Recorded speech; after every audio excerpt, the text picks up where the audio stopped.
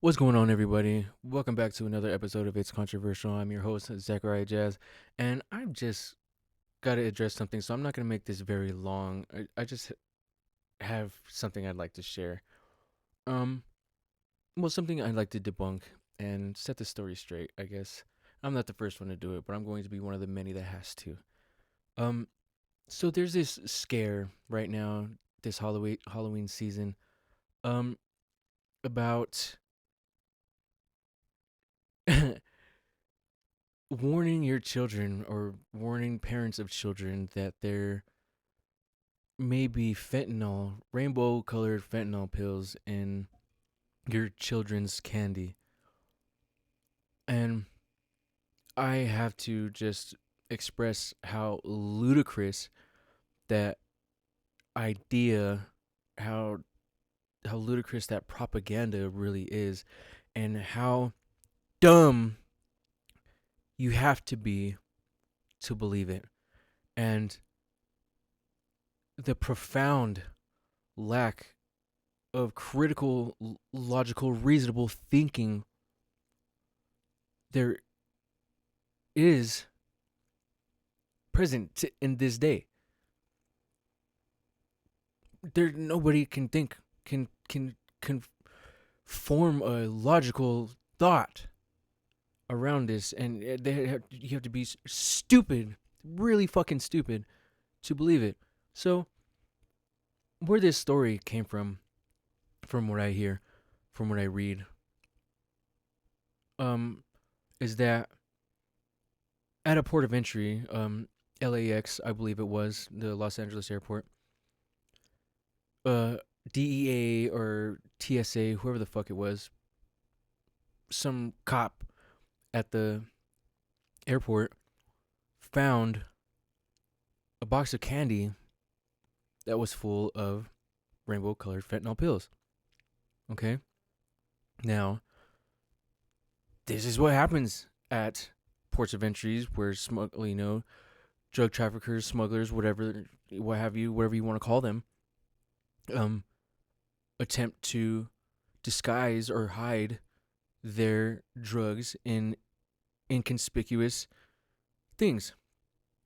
Like like people tried to do it in gas tanks. People tried to do it, in multiple things. Cheech and Chong, they do it on they make weed out of a bus, or they make a bus out of weed. you know? Or not a bus, but it was a van. You remember. That's what they do. That's what drug smugglers do. Right?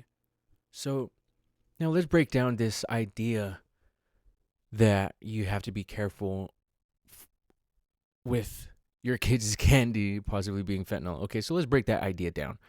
And let's get to the bottom of that really quick. Let's give it some logical, reasonable fucking thinking really quick. So, you're telling me that drug cartels, they are taking these boxes of candy and they're giving it to the stores so then the stores can put it on the shelf. Are they selling it to the store? Are they sneaking it onto the shelf? But by then, how do they reseal the box, right? How do they reseal the box to make it perfect like it did when it came out of the factory? And you can't tell me that when you go buy candy or you go buy a box of anything, if the box looks a little bit like opened, like it was prior, like it was previously opened and then reclosed, you wouldn't get it. You'd go for the one all the way in the back, wouldn't you? Right? Like any logical, reasonable person would, right? You go for the one in the back. Or set that one to the side and just grab another one. Maybe the one right next to it, one right behind it.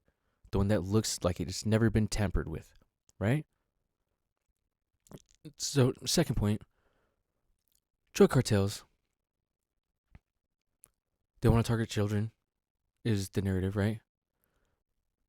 I'm assuming these would be small children, from the very ages when they're toddlers, right, to up to about like 10 years old is the children age of range of children that I'm thinking of, right? They're not like even maybe the young teenager, the preteen, you know. How are they going to turn these kids into customers? Do these children have jobs that they can provide for their they can support their own habit?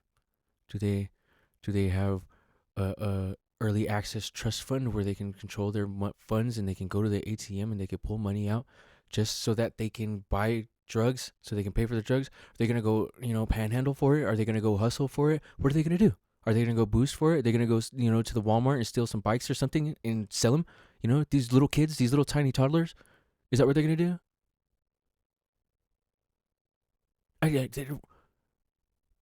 Where is the reasoning in that train of thought? Propaganda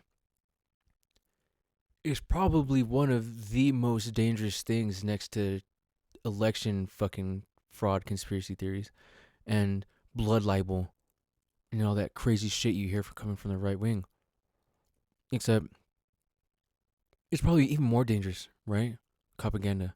Because even the Democrat fucking liberal, the up in the White House, Chuck Schumer was spouting it. He's a majority leader of the House of Representatives, ain't he? Or in the Senate, something like that. One of those houses.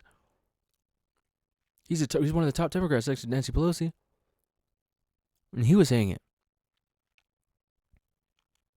So this falls on both sides of the aisle. So it's even more dangerous than conspiracy theory. Other conspiracy theories, I should say. And it's honestly fucking hilarious to me. I mean, it is really funny, but it's really, really fucking stupid that anybody can believe it. Here in my hometown, I just saw an article on KRQE or BCSO, the Bernalillo County Sheriff's, warning people that to check their kids' candy when they get home. And then they mention it at the top of the article, just barely, right? And then they run through the tips that they would normally run, for people to be safe during Halloween. They just slide that little tidbit of propaganda in there real quick, and then hey, be safe. Here's some things to remember that have nothing to do with searching your kid's candy for fentanyl. It is lunacy, and it is obnoxious. And if you're somebody who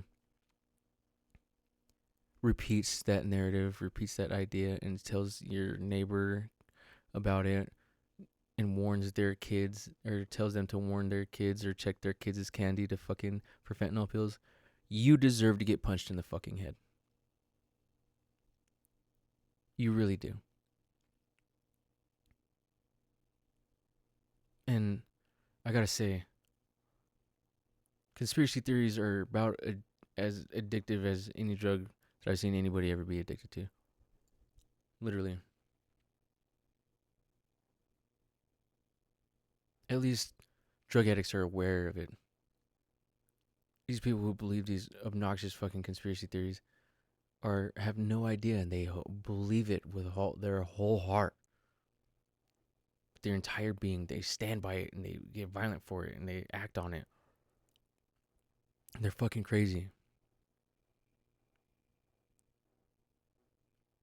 And it's just quite incredible, honestly. It's like the state of hip hop, you know.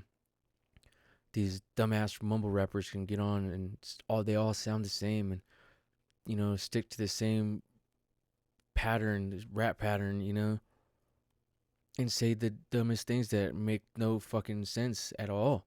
At all. None. There's no sense at all. It's not even mildly entertaining. It's about nothing, right? Yet they can make millions of dollars. They can make so much money and catch so much attention by it. Because it's a catchphrase. It's something catchy, right? That's what this Halloween propaganda is, and all propaganda in general. That's all it is. It's a catchphrase. Something to draw attention to their narrative. And it's bonkers. It's fucking bonkers. Yeah, so I just couldn't help myself. I had to cover that real quick. Thank you for giving me the time, opportunity to do so, and the platform to do so. And I hope anybody who's listening to this agrees with me. And if you don't, let's talk about it. Come on the show. Let's fucking talk about it, please. Yeah, I would love that, really, because I feel like my logic is sound, and any opposition logic to that is dumb as rocks. Sorry, it is. It really is. So I'll end my rant there. That's the end of my TED talk. Um, Also, as just one last thing, um, I have finally started to get my Patreon up and running, and any contributions made to the Patreon, any subscribers I can get monthly for as low as $1, a month, would really help me out in my work to help my friends who live on the streets who are addicts. Help me get them the harm reduction supplies that they need. Um, Candles, or the Crisco candles, stay warm, hand warmers, gloves, socks, coats, blankets, tents, tarps, whatever. Anything, any proceeds that anybody can, help me out with and subscribe to my Patreon, all proceeds will go to my Hope for the Hood project. So please consider becoming a Patreon. Um, I would be I would be forever grateful. So I'm out until the next one. Love each other. Take care of each other. And stop giving the homeless a hard time. Instead, just give them something to eat. We protect us.